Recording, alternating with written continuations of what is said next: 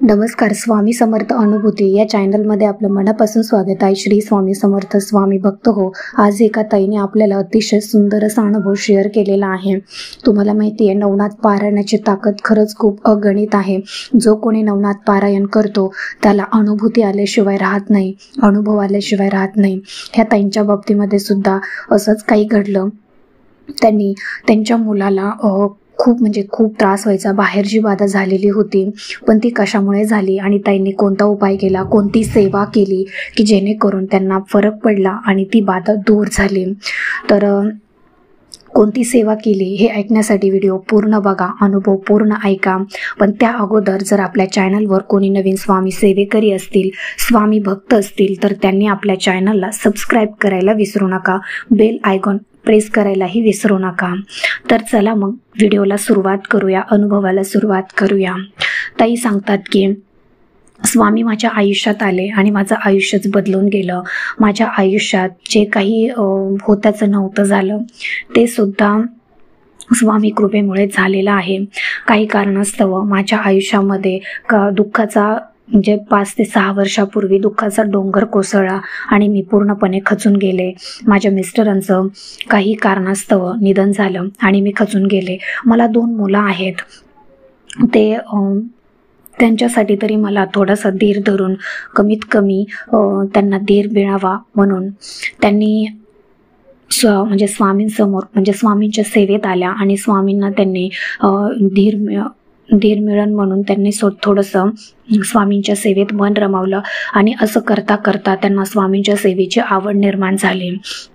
आणि काही दिवसानंतरच अचानक असं काहीतरी झालं त्यांच्या आयुष्यामध्ये. परत वादळ निर्माण झालं, परत संकट सुरू झाली. खूप त्यांना त्रास व्हायचा. आणि एक दिवस त्यांचा मुलगा श्वेता त्यांच्या गावी गेला. गावी जाताना त्याने नॉनव्हेज घेऊन गेला आणि असं काहीतरी म्हणतात ना, ते वारीस सापडलं जातं किंवा त्या जागा जाणारे म्हणजे जिथून त्या रोडने जात होता तो रोड चांगला नव्हता आणि त्या दिवशी नेमकं अमावस्या होती आणि तो नॉनव्हेज घेऊन चाललेला होता.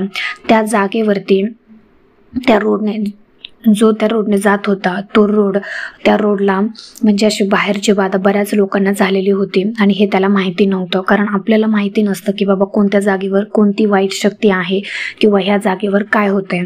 तर त्यांच्या मुलाच्या बाबतीमध्ये तो जेव्हा घेऊन चाललेला होता तेव्हा तो घेऊन गेला आणि त्याच्या दुसऱ्या दिवसापासून त्याच्या मागे एवढं काही त्रास सुरू झाला की अक्षरशः तो असा का वेड्यासारखा करतोय, का नाही, किंवा म्हणजे त्याला काय झालंय नेमकं असं त्या ताईंना काही समजत नव्हतं. त्याला अक्षरशः बाहेरची बाधा झालेली होती.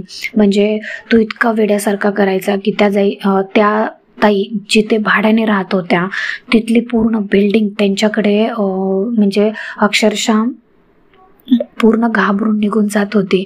कारण तो इतका विचित्र वागायचा. त्या 4थ्या मजल्यावरती राहतात, तिथून तो कधी कधी उडी टाकायचा, रात्रीचंच बाहेर यायचा. कोणी सगळे जर समजा थांबलेले, आता त्याचे मित्र सगळे थांबलेले, तर तो कधी कधी मित्रांमध्ये एकटाच हसायचा, एकटाच मनाला बोलायचा. आणि एकटाच मनाला बोलताना तो समजत नव्हतं की नेमकं काय होतंय. आणि हे सगळं कृत्य बघून त्या ताई सुद्धा खूप घाबरायच्या. त्यांना समजत नव्हतं की हे त्रास म्हणजे त्यांनाही बघवत नव्हता, पण ह्या त्रासातून बाहेर कसं यायचं हे ताईंना समजत नव्हतं. अर्थातच त्या स्वामींच्या सेवेत होत्या, स्वामींचं नामस्मरण त्यांचं चालू होतं, पण त्यांच्या मनाला कुठेच असं म्हणजे त्या मुलामध्ये काहीच फरक झालेला कमी झालेला दिसत नव्हता. अक्षरशः ताई जेवढी स्वामींची सेवा करायच्या तेवढा जास्त त्रास त्याला व्हायचा. पण असं करता करता 6 महिने गेले आणि 6 महिन्याच्या नंतर म्हणजे त्यांचं जे गाव होतं त्या गावाच्या साईडला म्हणजे तिथेच एक नवनाथांचं मंदिर आहे आणि ते खूप फेमस आणि प्रसिद्ध आहे की जिथे जी बाहेरची बाधा होते किंवा असं काहीतरी बाहेरचं लागलेलं असतं तिथे ते निघून जातं. पण तिथे गेल्यावर त्यांना तो जो मुलगा आहे तो रात्रीचाच बोलायचा, रात्रीचाच हसायचा, काहीही मनाला बडबडायचा, काही बोलायचा, कधी रडायचा, कधी हसायचा, किंवा कोणाला आईने जर बोलले त्या ताई बोलल्या तर त्यांना ओरडून बोलायचा. काही समजत नव्हतं. एकदा तर असं झालं होतं की तो रागाच्या भरामध्ये चाकू त्याने म्हणजे हाणून मारला होता आणि तो घरातल्या व्यक्तीला एका लागलाही असता, पण ते स्वामींच्या कृपेने तो वाचला.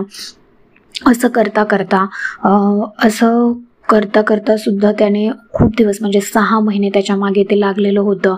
खूप ताईंनी बाहेर खूप प्रयत्न केले, इकडं जा तिकडं जा असं म्हणता, जो कोणी सांगेल त्याचं त्या ऐकायच्या.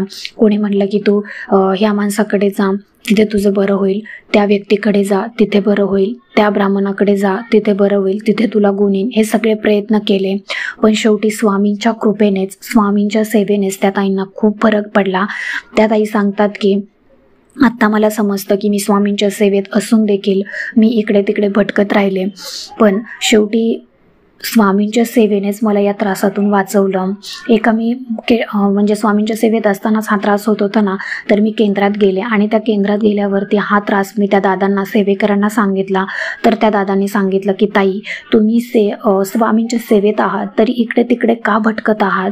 हीच तर खरीच तुमची मोठी चूक झाली. म्हणजे याचा अर्थ असा होतो की स्वामींवरती तुमचा विश्वास नाही आहे. तुम्ही स्वामींची सेवा मनापासून करत म्हणजे नव्हत्या, त्याच्यामुळे तुमचं मन चलविचल होत आहे. तुम्ही फक्त स्वामींवरती विश्वास ठेवा. त्या ताई सांगतात की मी स्वामींची खूप सेवा करते तरी माझ्या मुलाला काहीच फरक पडत नव्हता, त्याच्यामध्ये काहीच कमी दिसत नव्हतं.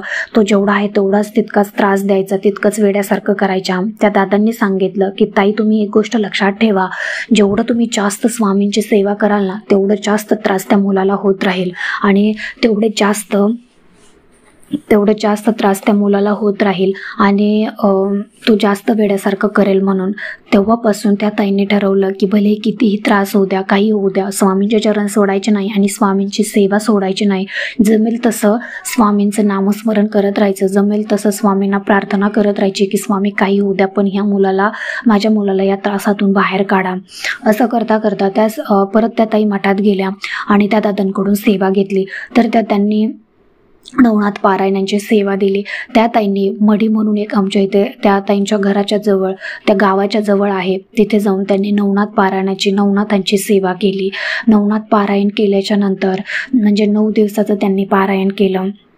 9 दिवस त्यांनी नवनाथांचं पारायण केलं. 9 मुलं पहिल्या दिवशी त्या वाचायला बसल्या तर त्यांना एवढा त्रास व्हायचा की अक्षरशः काय करावं. म्हणजे त्या मुलाला इकडे ताई वाचायच्या आणि तिकडे त्या मुलाला एवढा त्रास व्हायचा की अक्षरशः जिथे ताईने पूजा मांडली होती, ताई जिथे वाचायच्या तिथे तो मुलगा यायचा आणि तू उठ असं म्हणायचा. म्हणजे तो मुलगा नव्हता तर त्याच्या आतमधली जी वाईट शक्ती होती ती त्याला चांगलं काम करू देत नव्हती. तर ताईंनी त्याचं न ऐकता त्या जागेवर बसूनच जोपर्यंत ते अध्याय होत नाही तोपर्यंत त्यांनी ते वाचले. 2रा दिवस झाला, 3रा दिवस झाला, असे ताईंनी 9 दिवस पूर्ण केले आणि 9व्या दिवशी त्यांनी 9 बालकाला जेवण दिलं. म्हणजेच 9 नाथ होते ते, 9 बालक म्हणजेच 9 नाथ होते ते आणि 9 नाथांना 9व्या दिवशी त्यांनी उद्यापन करून जेवू घातलं, त्यांचे चरण धुतले, त्यांची पूजा केली. आणि त्याच दिवशी म्हणजे जेव्हा 9वा दिवस आला आणि ताईंनी पारायण वाचलं, उद्यापन केलं, त्याच रात्रीला त्या ताईंच्या स्वप्नामध्ये असं काहीतरी दिसलं, त्यांच्या मुलाचं चित्र, आणि त्याच्या मुलाच्या अंगातून ती वाईट शक्ती निघून जाताना दिसली आणि त्यांना स्वप्नातच त्यांचा मुलगा चांगला झालेला दिसला. आणि त्यांनी तेव्हाच झोपेतून ताडकन उठल्या आणि मुलाकडे बघितलं तर तो झोपलेला होता, शांत झोपलेला होता. तशी झोप त्यांनी या 6 महिन्यामध्ये कधीच बघितली नव्हती. असं त्यांना म्हणजे पूर्ण मनाला शांती मिळाली. आणि त्या ताई सांगतात की खूप म्हणजे आम्ही जे नॉनव्हेजचा म्हणजे त्या ताईंच्या मनामध्ये होतं की नॉनव्हेज घेऊन गेल्यामुळेच हा प्रकार घडलेला होता. अशा पद्धतीने त्या ताईंनी म्हणजे त्या मुलाची जी वाईट शक्ती होती ती फक्त आणि फक्त नवनाथ पारायणानेच गेली. त्या ताईंनी खूप प्रयत्न केले पण ती शक्ती कुठेच निघून जात नव्हती. नवनाथ पारायण जो कोणी करतो ना, त्या ताई सांगतात की जो कोणी करतो त्याला अनुभव आल्याशिवाय राहत नाही. मी माझ्या मुलावरून सांगते की त्याला खूप त्रास व्हायचा, अक्षरशः आमच्या डोळ्यांनी तो त्रास पाहिलेला आहे. तो स्वतःच बडबडायचा, स्वतःच बोलायचा, स्वतःच रडायचा किंवा कधी कधी तर 4थ्या मजल्यावरून खाली उडी मारायला बघायचा. आम्हाला वाटायचं की हा रात्रीचाच काही करतोय की काय, म्हणून आम्ही रात्रभर जागरण करायचो. म्हणजे त्याच्यामुळे त्यालाही त्रास व्हायचा, पण त्याच्यामुळे शेजाऱ्या पाजाऱ्यांनाही त्रास व्हायचा, आम्हालाही त्रास व्हायचा. असं खूप वाईट दिवस काढले. पण म्हणतात ना, जेव्हा वेळ येते तेव्हा स्वामींच्या सेवेत असणाऱ्याला कशाचीच भीती नाही. सगळं स्वामींवरती सोडून द्यायचं आणि स्वामी महाराजांवर आपण पूर्णपणे विश्वास ठेवलेला असतो की स्वामी तुम्ही सगळं बघून घ्या. तर स्वामीच आपली जबाबदारी घेतात. स्वामींनीच नवनाथ पारायण करायची बुद्धी दिलेली होती आणि नवनाथ पारायण करून आपल्याकडून करून घेतलं आणि ती व्याधी त्या व्याधीतून त्या मुलाला मुक्त केलं. तर तुम्ही विचार करा, नवनाथ पारायण चालू असताना त्यांनी ते नियमही पाळले, पण तो मुलगा नियम पाळत नव्हता. म्हणजे नको म्हणायचा, मला नॉनव्हेजच खायचे, मला हेच करायचे, मला तेच करायचे. पण त्याच मुलासाठी त्या ताई नवनाथ पारायण करत होत्या. पण तो मुलगा म्हणायचा की नाही, मला नॉनव्हेजच खायचं आहे, मला हेच करायचं आहे, मला तेच करायचं आहे, मी हा नियम पाळणार नाही, मी तो नियम पाळणार नाही. तुम्ही विचार करा, त्या वाईट शक्तीला जर तुम्ही काही चांगलं सांगितलं तर ती कधीच तुम्हाला चांगलं करू देणार नाही. पण तुम्ही चांगलं करणं सोडू नका. एक ना एक दिवस ती वाईट शक्ती तुमच्या हातून निघून जाणार म्हणजे जाणारच. आणि तसंच झालं. 9व्याच दिवशी त्या ताईंना अनुभव आला. स्वप्नात येऊन का होईना, पण नवनाथ महाराजांनी त्यांना अनुभव दिला म्हणजे दिलाच. असा कुठलाच भक्त नाहीये ज्यांनी मनापासून नवनाथ पारायण केलं आणि त्याला अनुभव आलेला नाहीये. अनुभव हा येतोच, फक्त मनापासून सेवा केली की ती देवापर्यंत पोहोचतेच. श्रद्धेने आणि विश्वासाने. आदेश आणि अलक निरंजन हा जो स्वामींचा नवनाथ महाराजांचा शब्द आहे ना, तो श्रद्धेने जर तुम्ही निभावला तर नवनाथांची जर तुम्ही मनापासून सेवा केली तर तुमच्या घरामध्ये कुठलीच वाईट शक्ती राहणार नाही, नकारात्मकता राहणार नाही, कुठलंच तुमच्यामध्ये वाईट नकारात्मकता राहणार नाही, कुठलीच वाईट शक्ती राहणार नाही, कुठलीच नकारात्मकता. म्हणजे जो कोणी तुमच्यावरती जादूटोणा करत असेल, काळी जादू करत असेल किंवा अजून काही बाहेरची बाधा करत असेल तर ती नवनाथ पारायणाने कसलीही बाधा होत नाही. आणि तुम्ही जर स्वामींच्या सेवेत असाल तर या असल्या गोष्टींना तुम्ही कसलंही घाबरू नका. स्वामी तुमच्या केसालाही धक्का लागू देणार नाहीत. इतकी ताकद आपल्या स्वामी सेवेमध्ये आहे. ह्या ताई सांगतात की नियम तर खूप, तुम्हाला जर स्वामींची किंवा नवनाथ महाराजांचं पारायणच करायचं आहे तर ते नियमपूर्वक करा, तरच तुम्हाला अनुभव येतो, अन्यथा तुम्ही नवनाथ पारायण करू नका. त्या ताईंनी सांगितलं की मी पहिल्यांदा पारायण केलं होतं तेही माझ्या मुलामुळं. मी 9 दिवस बाहेरचं खाल्लं नाही, परान्न म्हणजे दुसऱ्याचा हातचंही खाल्लं नाही. मी माझं स्वतःचं करून खायलं आणि त्याच्याबरोबरच मांसाहार वर्ज केला. 9 दिवस मी मांसाहार पाळला म्हणजे पाळलाच. मी स्वतःही खाल्लं नाही आणि घरातल्यांनाही खाऊ दिलं नाही. अक्षरशः माझ्या मुलाला बाधा झाली होती तर तो स्वतःसुद्धा तो नियम पाळायला तयार नव्हता, पण काही ना काही करून मी त्याला सुद्धा ते दिलं नाही आणि तोही नियम मी कटाक्षाने पाळला. तिसरा नियम असा की कधीच कोणाला तुम्ही वाईट बोलू नका 9 दिवसामध्ये. म्हणजे अर्थात ते आयुष्यभरही बोलू नका, पण कमीत कमी तुम्ही 9 दिवस ते पारायण करताय ना, तर तुमच्या तोंडून कुणाचं वाईट चेतलं नाही गेलं पाहिजे, वाईट बोललं नाही पाहिजे. तुमच्या तोंडून सतत स्वामींचं नामस्मरण, सतत स्वामींचं नवनाथ महाराजांचं जेवढं तुम्हाला नामस्मरण करता येईल तेवढं 9 दिवस करा. आणि जास्तीत जास्त नवनाथांची सेवा करा. हे 2-3 नियम जरी तुम्ही पाळले, ब्रह्मचर्याचं पालन तर करायचंच आहे, त्या ताईंनीही केलेलं होतं आणि ब्रह्मचर्याचा नियम हा त्यात असतोच. हे 3 ते 4 जरी नियम तुम्ही पाळले तरी सुद्धा तुम्हाला त्याचा अनुभव आल्याशिवाय राहत नाही. आणि जेव्हा तुम्हाला असं वाचताना काही त्रास होत असेल तर तुम्ही वाचणं सोडू नका. काही त्रास झाला ना तर त्या वाचण्याला अडून राहा. तेवढे अध्याय तुम्ही सुरुवातीचे पूर्ण करायचेच. हा मनामध्ये एक ठाम विश्वास ठेवायचा, श्रद्धा ठेवायची. तुम्हाला अनुभव येतो म्हणजे येतोच. त्यातही सांगतात की मांसाहाराचं काहींच्या मनामध्ये असतं की मी मांसाहार करते, मग आम्हाला कसा अनुभव येईल किंवा आम्हाला कसं म्हणजे माझ्या हातून नवनाथ पारायण होईल का, गुरुचरित्र पारायण होईल का किंवा काही स्वामी सेवा होईल का. तर असं नाही आहे. मी सुद्धाच मांसाहार करते, पण माझ्या हातून स्वामी सेवा घडते, कारण माझ्या मनामध्ये तेवढी पवित्रता आहे, माझ्या मनामध्ये तेवढी स्वामींविषयी श्रद्धा आहे, विश्वास आहे. म्हणूनच माझ्याकडून स्वामींनी नवनाथ पारायण करून घेतलं, स्वामींची सेवा करून घेतली. स्वामी म्हणजे तुमच्या स्वामी फक्त तुमच्या मनातला भाव बघतात की आपला भक्त किती म्हणजे सेवेचा भुकेला आहे किंवा श्रद्धेचा भुकेला आहे, विश्वासाचा भुकेला आहे.